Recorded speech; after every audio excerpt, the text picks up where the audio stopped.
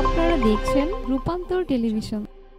বৈষম্যের শিকার সারা বাংলাদেশের তৃতীয় ধাপে জাতীয়করণ হতে বাদ পড়া চলমান যোগ্য বেসরকারি প্রাথমিক বিদ্যালয় জাতীয়করণের আওতাভুক্ত এবং ৩ ফেব্রুয়ারি ২০২৫ তারিখ মাননীয় প্রধান উপদেষ্টা কার্যালয় থেকে প্রেরিত চিঠির দ্রুত বাস্তবায়নের দাবিতে গত ১৬ ফেব্রুয়ারি ২০২৫ তারিখের রোজ রবিবার সকাল ১০ ঘটিকায় প্রথম দিনের মতো আজও অবস্থান কর্মসূচি পালিত হচ্ছে। কর্মসূচিতে সারা বাংলাদেশের বৈষম্যের শিকার হাজার হাজার শিক্ষক উপস্থিত হয়ে তাদের দাবি আদায়ে মন্ত্রণালয় সুপদক্ষেপ কামনা করেন।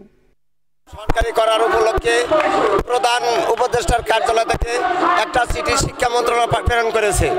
সেই চিঠির তারা কোনো জবাব দিচ্ছে না, যার কারণে আমরা সুফল পাওয়ার আশা গত ৪ দিন যাবৎ আমরা এখানে অনাহারে অর্ধাহারে কুকুর বিড়ালের মতো এতগুলো মানুষরা এখানে অবস্থান করছে, তবুও শিক্ষা মন্ত্রণালয় কোনো সংবাদ আসছে না।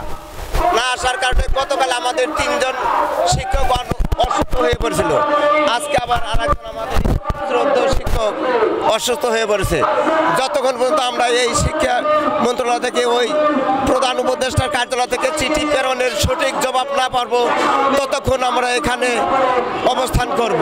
তবু আমাদের বেসরকারি স্কুল সরকারি করার একটা আশ্বাস নিয়ে আমরা বাড়িতে ফিরব।